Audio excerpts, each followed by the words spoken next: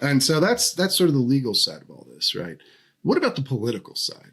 Obviously, we are in an extremely unique and novel political environment right now, with former President Trump being charged by current President Biden's DOJ for a litany of things we don't need to necessarily litigate here beyond saying that it's obviously not a normal cycle. And former President Trump is still leading in the primary polls across the Republican primary spectrum here. So, I don't know. It is difficult to obviously apply your sort of traditional political analysis to all this stuff. But I would imagine, though, that having your entire gun agenda that you've implemented since becoming president tossed by the courts is not going to be very helpful for you in a re-election. I mean, am I far off there? Where do you see this all playing out politically? I think that's essentially right. And I'll tell you why.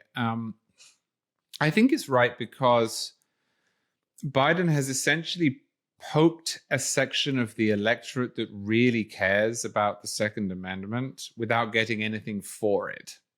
So the counter argument would be that he would be able to run against the courts, he would be able to run against Bruen, he would be able to run against Trump and the Republican Senate of 2018 to 2020 that appointed so many conservative judges, and say, look, all of this gun control that you want is being stopped by extremists. But I don't think that's right. A couple of reasons. First off, the changes that he has tried to make are incomprehensible to most people. We're not talking here about some obvious or self-evident policy where the public divides.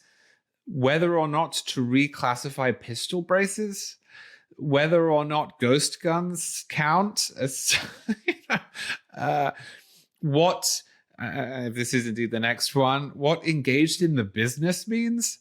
I mean, yes, there are ways to spin those, but you end up in most cases sounding like a fool when you do it. If you really try to tell people that pistol braces make firearms more dangerous, you lose as many, if not more people than you gain. So there's because most people don't know what a pistol brace is. Well, they don't know what one is, but they also know after about 7 seconds explanation that it obviously doesn't make the gun more dangerous. Sure. And also the people who do know what a pistol brace is. And that's what I was going to say. And that's the problem, is that you therefore you don't bring too many people over on your side or get them particularly wound up against these fictional enemies that are rewriting the Constitution and all of that nonsense. But you do annoy all of the people who have pistol braces, and you do annoy people who make guns at home, and you do annoy people who are dispensing with their late father's gun collection, and you annoy people who had bump stocks.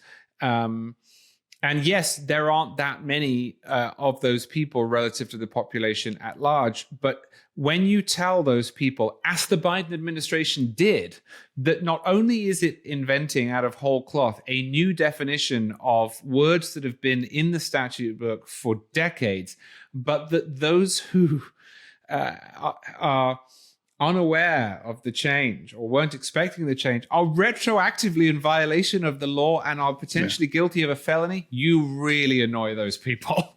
And they go out and they vote against you. And, I think this has been, as you say, a net drag on Biden, and he's got nothing to show for it either way. The other complicating factor here, too, is that obviously one of these rules that we're talking about, the one that kind of set up the other two, was put in place by former President Trump. Sure. And he has, in fact, gone out on the campaign trail and defended it as the right thing to do. Now, it seems, if you're looking at it from 10,000 feet, it's fairly obvious who I would imagine most gun owners are going to say is more on their side in this fight. But that is something that does color it a bit, right? I mean, he created the first attempt to manipulate the law in this way to ban a firearm accessory, and Biden kind of just copied him and a number, for these preceding rules. So, I don't know. What do you make of all that? Well, and look, as you know, I have no brief for Donald Trump whatsoever, and I profoundly hope that he's not the Republican nominee. So I say this not to defend Trump, but just to analyze the landscape honestly. Sure. I think the problem for Biden is that he is also in favor of the bump stock ban. So if the election comes down to Biden versus Trump, then the pro-gun voter who is considering which candidate to vote for is going to say, well, I'll vote for the guy who didn't do all the rest of the stuff, who isn't calling for an assault weapons ban, who isn't calling for universal background checks, who isn't vilifying gun owners, who isn't making weird comments about fighting American people with F-15s. If the question is who is better on the Second Amendment, say Donald Trump or Ron DeSantis, or Donald Trump or Tim Scott, I'm like, I think Donald Trump deserves to own the decision that he took, which wasn't just a decision that implicated the Second Amendment, but as we've been saying, that made many of the same executive overreach mistakes that we've been criticizing Biden for. And was found unconstitutional for the same reason. Right, exactly. So I say that in no way to defend Donald Trump or his decision, but I suspect that if and when they're obliged to choose between Trump and Biden, that Biden will have made it very clear which side he stands on in general, and therefore make that decision an easy one for most pro-gun voters.